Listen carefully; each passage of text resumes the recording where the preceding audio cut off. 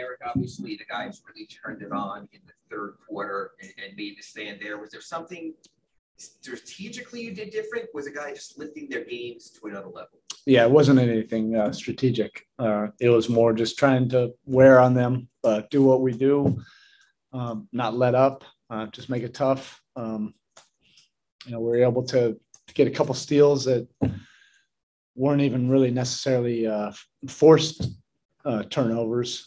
That helped. And then we were able to make, quite a few possessions, at least just tough with the contest and get them out of their normal comfort zone. And then we were able to just take it, from there. But before I even get to dissecting the series, we do want to tip our hat off to the Sixer organization. It was a heck of a series. And, this series felt like, much like we talked about before, that it was going to feel like 3 or 4 different series unto themselves. And it certainly played out that way. There were definitely different complexions to each game. Injuries, on both sides were a factor. But we were able to stay the course and get a tough win. This is not an easy place to play. It really is not. You can't hear anything in the huddles. But we had great poise tonight and responded to this environment. We have a lot of competitors that love, this kind of challenge, this kind of environment. And we're able to put, together some good collective responses to it. You always talk to us about how at moments like this, you try to savor the moment, whether it's a number 1 seed, whether it's winning your division, whether it's advancing. So right now, just to take stock of the moment, second Eastern Conference Finals in 3 years, 6th in 12 years. What does this chance to go to the Eastern Conference Finals mean and say about this team to this point? Yeah, I feel like you were in our locker room right now. You don't haven't let me in a year. Right. I mean, that's literally what I mentioned to the team. That you do want to acknowledge the steps along the way. This is not easy. We've been doing this now for 27 years. Since Pat came down to South Florida, and I don't know it off the top of my head right now. You guys, you probably do. How many Eastern Conference Finals have you been to? 9. But every single year we've had that goal, to get to the finals and compete for a title. It's not easy in this league, and I wanted everybody in the locker room just to acknowledge that it's not everything, but it is something. It's a long journey. It's a tough journey. You have to commit to something that's bigger than yourselves. And there's, a handful of guys, that have never been to the conference finals. Vic has never been. He's played on a lot of good teams in this league. It's hard to do. And we'll be able to reflect on that for an evening, take a couple of days off, and then, see what happens on Sunday.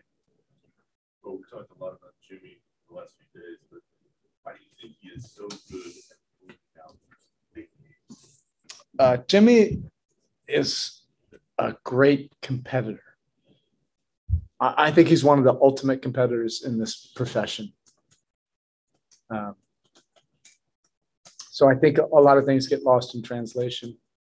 I think, as this league sometimes gets younger, I think it ends up being about some things that are not about winning. He competes on both ends. He is an extremely efficient offensive player.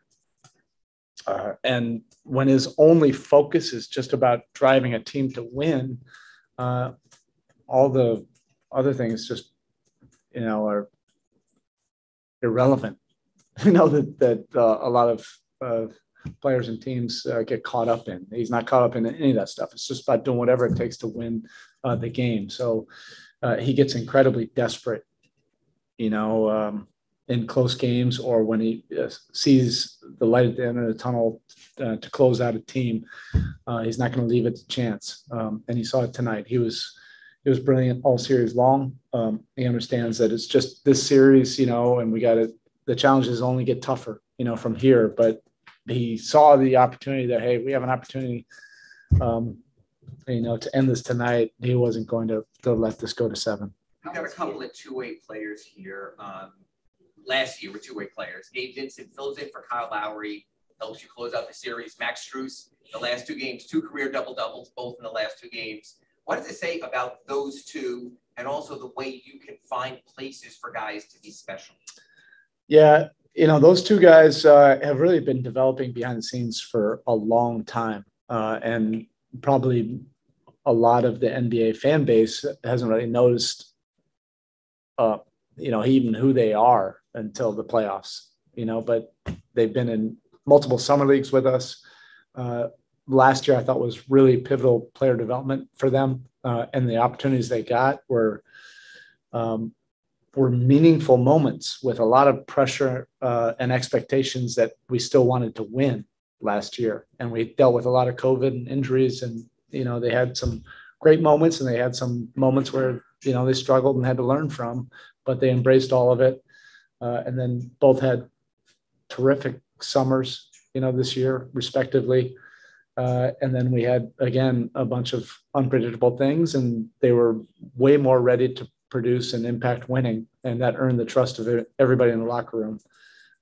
It's not ideal, obviously, having Kyle out, but, having those 20 plus games where Gabe was able to fill in, that's probably more games when he was filling in for either Kyle or Jimmy in the starting lineup.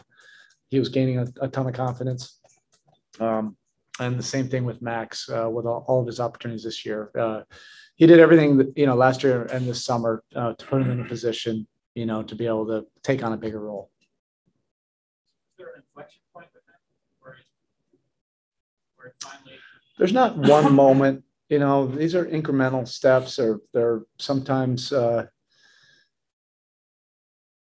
it's never like linear, like the growth with a young player. I remember, at times, there was criticism of both of them last year, because we're coming off of the bubble run, and then we had injuries and COVID, and they were playing, and sometimes it was really productive, for a young player. And then sometimes, they're like figuring things out. And then all people were talking about was Gabe's shooting percentage, or, things that just did not resonate with me. I saw a player that was changing a position, which is really tough to do, from being a gunslinger, 2-guard, playing, off screens and off the ball, to somebody that we were going to develop into a combo guard, backup point guard, and a defensive irritant. That wasn't, he never was that before. But he embraced it. He poured everything into it, and he's just made a lot of progress. And I think it set him up for the summer. They both had outstanding summers. Gabe with the Nigerian national team, where he can say, for one time, against the USA team, he was the best player on the floor. That's pretty incredible. And then Max was sensational during our summer league this year.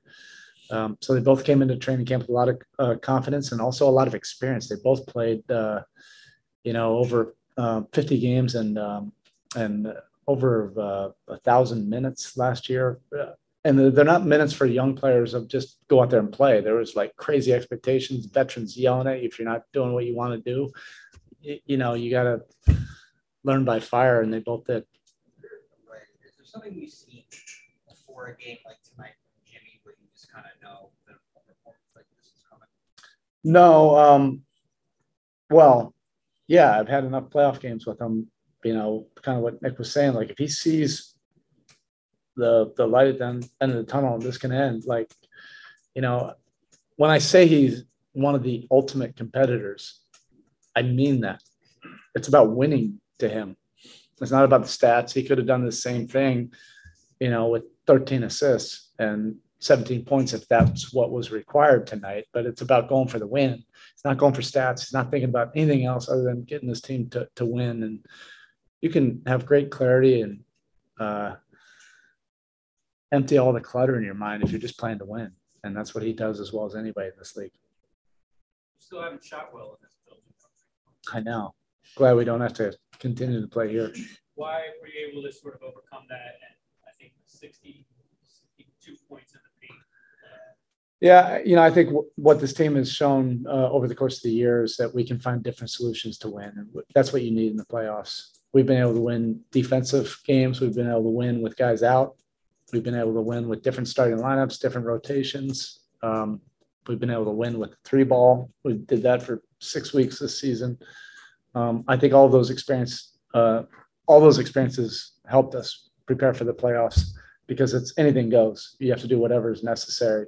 I wouldn't necessarily script that every single year, to have this wild swing of guys in and out of the lineup. But that's also the world we've been in for, 2 years with COVID. For us, it helped us in that regard. You have at least a couple of days off. You might not play until Tuesday. What would that extra time off do for Kyle? How do you feel right now? Yeah, I don't have any feeling more than I had in shoot around today. I know what he'll say. I need a couple of days to digest that and have real coherent conversations with the training staff, not him. I know how he is in this environment. He's built for this. We'll just have to see. I mean, the extra days, always help. Okay. One more. Maddox. Go ahead, Coop. No Hey, thanks, Spo. Maddox. Spo, you've asked a lot of these guys defensively in this series, just like you have all season.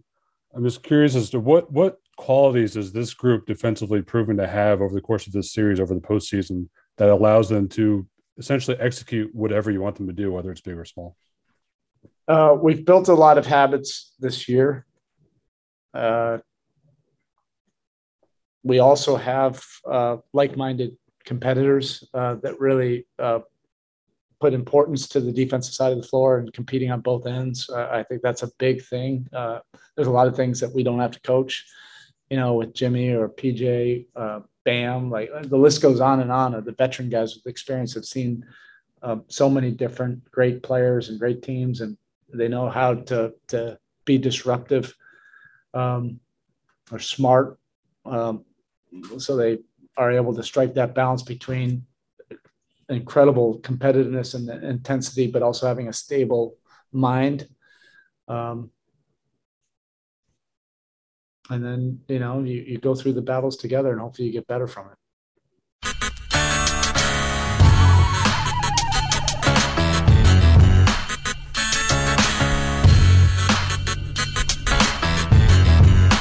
This is the Big O Show. This is the Big